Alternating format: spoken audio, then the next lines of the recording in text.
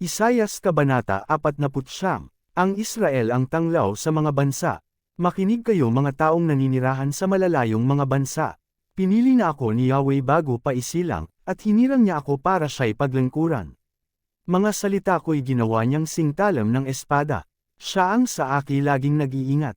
Ginawa niya akong parang matulis na palaso, na anumang oras ay handang itudla.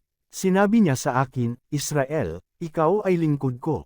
Sa pamamagitan mo ako'y pupurihin ng mga tao. Ngunit ang sagot ko, ako ay nabigo sa aking pagsisikap. Hindi nagtagumpay gayong ibinuhos ko ang aking lakas. Gayon may ipinapaubaya ko kay Yahweh ang aking kalagayan, na ako'y kanyang gagantimpalaan sa aking nakayanan. Bago pa ako ipanganak ay hinirang na ni Yahweh. Pinili niya ako para maging lingkod niya, upang tipunin ng bayang Israel na nagkawatak-watek. Binigyan ako ni Yahweh ng karangalan. Sa kanya nagbubuhat ang aking kalakasan. Sinabi sa akin ni Yahweh, Israel na aking lingkod, may mas mahalaga pa akong ipapagawa sa iyo. Bukod sa pagpapanumbalik sa mga Israelitang nalabi, gagawin din kitang liwanag sa mga bansa, upang ang buong daigdig ay maligtas. Ganito ang sinabi ni Yahweh, ang tagapagligtas ng Israel, sa itinakwil at kinamuhian ng mga bansa, at inalipin ng mga pinuno. Makikita ng mga hari ang pagpapalaya sa iyo. Sila'y titindig bilang pagpaparangal sa iyo, at yuyukod ang mga prinsipe bilang paggalang sa iyo, sapagkat hinirang ka ni Yahweh, ang banal na Diyos ng Israel. Muling itatayo ang Jerusalem, sinabi pa ni Yahweh sa kanyang bayan. Sa tamang panahon ay tinugon kita, sa araw ng pagliligtas, sinaklolohan kita.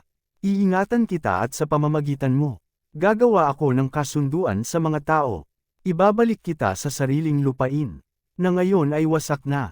Palalayain ko ang mga nasa bilangguan, at dadalhin sa liwanag ang mga nasa kadiliman. Sila'y matutulad sa mga tupang, nanginginain sa masaganang pastulan. Hindi sila magugutom o mauuhaw. Hindi rin sila mabibilad sa matinding hangin at nakakapasong init sa disyerto. Sapagkat papatnubayan sila ng Diyos na nagmamahal sa kanila. Sila'y gagabayan niya patungo sa bukal ng tubig. Gagawa ako ng daan sa gitna ng kabundukan. At ako'y maghahanda ng lansangan, upang maging daanan ng aking bayan. Darating ang bayan ko buhat sa malayo, mula sa hilaga at sa kanluran. Gayon din sa lupain ng Sion sa timog. O langit, magpuri ka sa tuwa. Lupa, magalak ka, gayon din kayong mga bundok. Sapagkat inaaliw ni Yahweh ang kanyang hinirang. Sa gitna ng hirap ay kinahahabagan. Ngunit ang sabi ng mga taga-Jerusalem, pinabayaan na tayo ni Yahweh. Nakalimutan na niya tayo. Ang sagot ni Yahweh, malilimot kaya ng ina ang sarili niyang anak. Hindi kaya niya mahalin ang sanggol niyang iniluwal. Kung mayroon mang inang lumilimot sa kanyang anak, hindi ko kayo kakalimutan kahit sandali. Jerusalem, hinding-hindi kita malilimutan. Pangalan mo'y nakaukit sa aking mga palad. Malapit nang dumating ang muling magtatayo sa iyo. At ang nagwasak sa iyo ay paalis na. Tumingin ka sa paligid at masdan ang nangyayari. Ang mga mamamayan mo'y nagtitipon-tipon na upang umuwi. Ako si Yahweh, ang Diyos na buhay. Ang nagsasabi, ipagmamalaki mo sila balang araw. Tulad ng babaeng ikakasal na suot ang kanyang mga alahas. Aking pinabayaan na mawasak ang iyong bansa. Ngunit ngayon ito'y magiging masikip sa dami ng tao.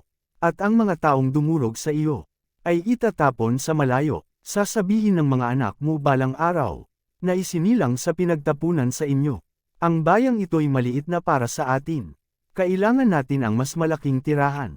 Sasabihin mo naman sa iyong sarili, kaninong anak ang mga iyon? Nawala ang mga anak ko, at ako na may hindi na magkakaanak. Itinapon ako sa malayo, ako'y iniwang nag-iisa. Saan galing ang mga batang iyon?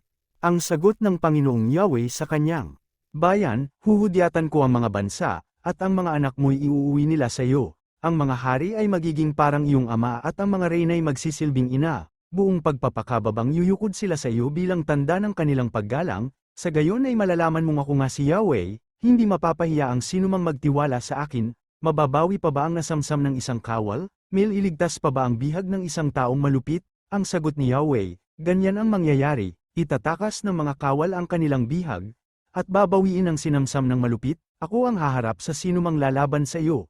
At ililigtas ko ang iyong mga anak, hihimukin kong magpatayan ang mga umaapi sa inyo, Mag-aalab ang kanilang puot, at mahuhumaling sa pagpatay, sa gayon makikilala ng sangkatauhan na akong si Yahweh ang makapangyarihang Diyos, ang nagligtas sa Israel.